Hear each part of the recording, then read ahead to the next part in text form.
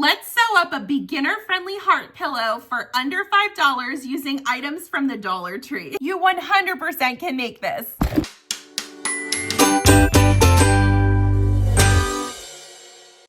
If you are wanting to start sewing, but you're not really sure where to begin and you're not wanting to invest a ton of money into it yet, this is the project for you.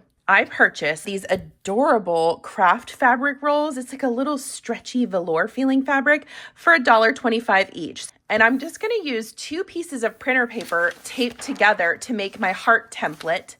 And last but not least, you will need some polyfill. Now, you can get this at Dollar Tree, but it's actually a better savings if I got this bag at Walmart. And it's 2 pounds of polyfill. So you can make a couple projects with this. First thing we're gonna do is mark in 2 dots, 1/2 inch in from the left side of our paper.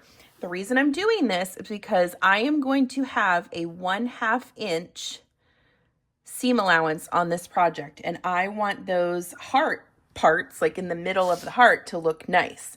So my heart is going to be drawn starting from these points. Now, if you're good at freehanding a heart, do it. If not, you could always print one. You could find something that looks like a heart and like trace it. I don't know. These fabric pieces are 18 inches by 21 inches. So when you fold that in half with your selvages going along this side, which means your stretch is going across the width of the pillow, that's what we want, you actually have a piece that is almost exactly the same size as your taped together pieces of paper. So as long as you make your heart like about the size of your paper, you'll be fine. It'll all fit. So I'm gonna start 1/2 inch in from this point and work my way, I guess, around. I don't know, let's freehand it and see what happens. If it turns out looking awful, we'll just do it again. It's paper. The most important thing when making a heart pillow is to be nice to yourself about it. See, I already messed up because I should have gone to this side. Well, that's okay. Trim this little bottom piece off here too. So I'm just gonna measure 1/2 inch in, and this will become the new bottom of my heart. All right, the bottom of my heart. Now, I am gonna use my utility rotary cutter to cut out this template. I have a fabric rotary cutter, which never touches paper. I have a utility rotary cutter, which is where I put the dull blades from my fabric rotary cutter. When they don't cut fabric well anymore, I put it on this sucker, and then I can cut whatever I want with it because I'm not worried about wearing out the blade anymore at that point. And it really does save you some time. Now it looks a little funny, but just trust the process. Lay your template on your fabric with your weird pointy edge side along the fold of the fabric, okay? I'm gonna throw my pattern weight on there so it doesn't shift during flight. And if you feel better using your scissors to cut that, that's totally fine. Now, the one thing about this fabric is it's a little bit messy, so you may have to vacuum your space when you finish. Work your way around. Let's see what we got. Okay, that's cute. Now, it looks weird. Trust me that this will not look like this when we're done. What we're gonna do is center this on our cutting mat, and I'm actually gonna cut this right down the middle. I'm gonna break my heart. The reason I'm doing this is because I want this to be a 2-tone heart. So I'm gonna actually cut my red pieces in half as well, and then match up pink with red and sew it so it's a pink and red heart. Isn't that fun? If you don't want to do that, you don't have to add this little space. You can just cut your heart and make it like really, really simple. I'm gonna repeat this process with my red, and I'll meet you back here. Would you look at that? How cute. I broke my heart again, and I'm gonna bring in my pink side and show you what we're working on here. See that? How cute is this gonna be? I'm so excited. Now, you have an option here. This fabric is a little thin, so if you wanted to put some interfacing on the back of this, you absolutely could. You would just press it on there very carefully because this is a little bit shiny and weird, so maybe on the opposite side. I'm not gonna do that for this project because I want to assume that you are beginning and that that's an extra step that you are not mentally prepared to do today. So we're gonna make it just the way it is. What I'm gonna do is flip this side on top of my opposite side so my pretty sides are touching. And I am going to clip right along this seam line right here. The other great thing about this project is you don't have to use this flimsy like velour fabric. I just thought it was kind of fun. And it's available at Dollar Tree for very cheap. You only need 2 colors to make this whole heart pillow. So you'll be spending $125 plus $125 plus whatever you spend on your polyfill, which is pretty cheap. Okay, so I've got this clipped and we are gonna sew with a 1/2 inch seam allowance right down this line. Before I do that, I'm gonna go ahead and pin my opposite side.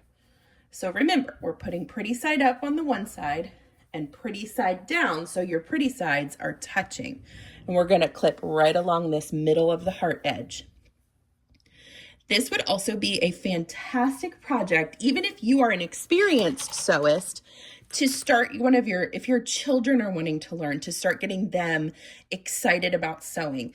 Kids love sewing pillows because they're snuggly, they're portable, they can take it to their friend's house or their grandma and be like, look what I made. It's such a great project for a kid and very doable. Plus they love stuffing the pillow. It's like the best part, at least it was for my daughter. All right, let's go to the sewing machine. I am using regular all-purpose, just polyester thread in red, and my needle is an 80-12 universal. You could even go smaller on this project. If you had like a 70, that would be fine too. We're lining this up at our 1/2 inch mark. If you cut accurately, you can just use the edge of your fabric as the measuring point. And why we did this is because if you cut these pieces just like in the heart without adding this extra spot, you're gonna lose a good amount of your real estate on your heart. And it will also look a little bit different and wonky. So adding this little kick out is very important. And do a couple back stitches. And let's pull this out and see how it looks. I feel like I need to move this mannequin. It's like mooning everybody in my videos. Let's see how our heart turned out. Beautimous. Okay, that's great. Repeat that on your other half of your heart, and then I'll meet you back here. If you want to, when you finish stitching your seams, you can trim this down a little bit, this inner seam. Maybe just cut off like a 1/4 inch. Just make sure you don't cut through your seam line. That would be bad and keep you from your goals. Open your heart up. Open your heart. Finger press those seams open if you want. If not, don't stress it. It's gonna be fine. Okay, we've got this one, and then I'm gonna lay this one on top. Love it. All right, here's what we wanna do.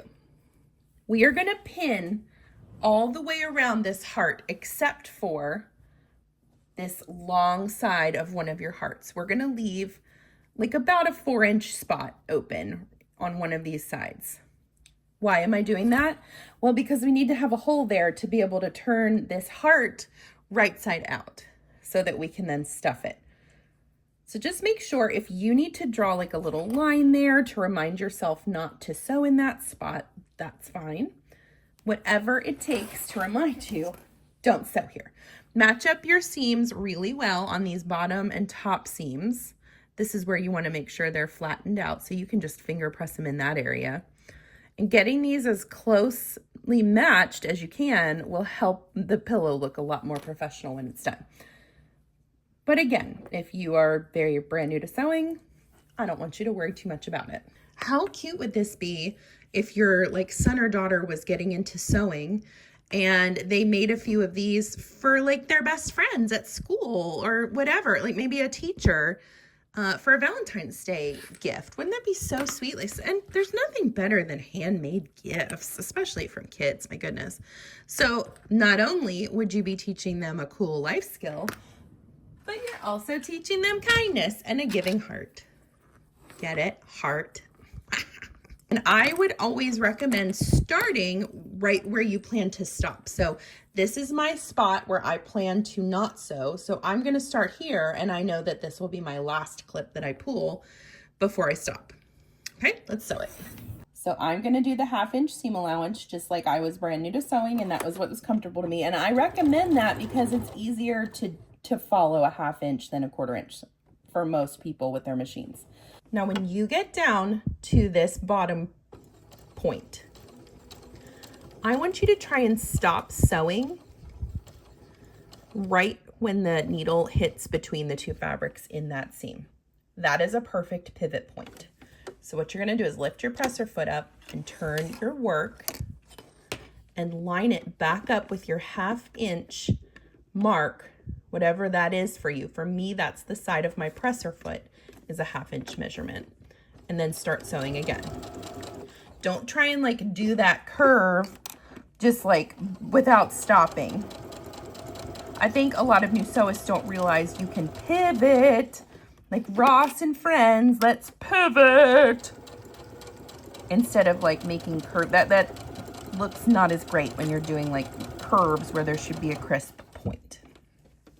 See what I'm saying? Remove your clips as you sew. Keep your fingers right down here on your work so that everything stays nice and flat. And as you approach those curves, if you're new, this can feel stressful. Some tips to help you along the way. Slow down. Okay? Look how slow I'm going. That's gonna help me maintain my accuracy with this measurement right along my presser foot. If you get really stressed out, you can take your stitch length down a little bit too. The closer your stitches are together, the easier it will be to make that curve. Use your fingers to turn the fabric as you go through that curve and just do the best you can. It's not meant to be stressful, it's meant to be fun. Make sure every few inches you're stopping and kind of double checking that your fabrics are stacked accurately on top of each other. Slowly do that top of your heart curve. I'm getting excited about this pillow. I think it's gonna be cute. This is such a good beginner project. Okay. Now, as you approach that second seam, I want you to make sure they're stacked as well as you can right on top of each other. And again, we're going to stop right in that seam when we get down to it. Okay, I'm getting closer. One more should do it. Lift your presser foot, pivot the work, line it back up, begin again. Right, I'm going to keep sewing around this curve and I'll meet you when we get to the end of our stitches where we need to stop and leave our space. I am approaching my final clip. This is where my space is going to be, and I want to keep that there. So I'm going to take my clip out, sew a few more stitches, and then I'm going to back stitch a couple times. I really want those stitches to be locked in place because I'm going to be pulling at that opening to try and stuff the pillow. Cut your thread and let's turn this out. Now, before you turn this right side out, it would be very smart of you to trim off some of this seam allowance, because when you have extra fabric here, when you're trying to turn the fabric the opposite direction, it makes it harder because you're pulling on that arc of the stitches. So the smaller that area is, the better. I also recommend that you cut in this center part down to the stitches, but not through the stitches. To the stitches, not through the stitches. So let's start right at that spot. I'm gonna stick my scissors right here. I'm gonna cut just down to the seam line. This will give you a nice crisp top to your heart. And then trim some of that fabric away. Let me trim the rest of these seam allowances and then we'll turn this heart pillow outside in, inside. You know what I'm saying? Just a quick note, don't trim the seam allowance in this little spot where you're gonna turn the pillow out, because you'll need that to fold under and sew it when it's done. Okay, let's flip this guy out. Oh my gosh, it's cute. That's cute. Let's see how we've got a nice crisp point. And here's our deflated heart. Ready to be stuffed. So let's grab the polyfill. And we're gonna stuff the living daylights out of this. Now, when it comes to polyfill, I would not use huge chunks. I try and keep it to a handful at a time because it gets real like mushy and bunched up in spots. But just take little bits at a time. It won't take long. And I would start filling in your heart, the opposite side of your heart, the one furthest away from the hole in your fabric first. So so that you can then fill the part closest to you. And I'll tell you what, I tend to overstuff these things because polyfill can flatten out after a while, and you want to keep your shape to your pillow. I'm gonna keep stuffing this, and I'll meet you back here when my heart is full. See what I did there? The heart is fully stuffed. It's really cute. We're gonna sew this little spot right here up. I have some red thread on a needle, and I'm just going from one side to the other and grabbing just a tiny bit of that fabric, maybe 1/4 of an inch, and coming back up, then going across and repeating. So I'm grabbing right about 1/4 of an inch up and 1/4 inch of the fabric.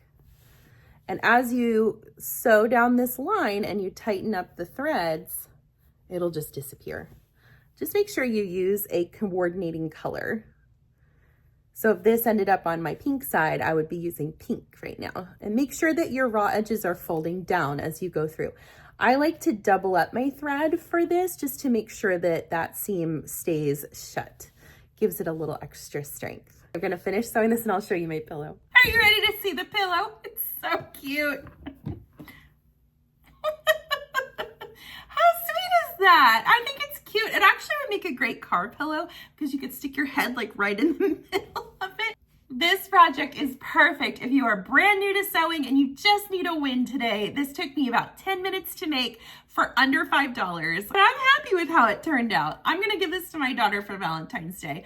I'm Chelsea with She Sews Seams. Thanks so much for following along today, and I'll see you next time.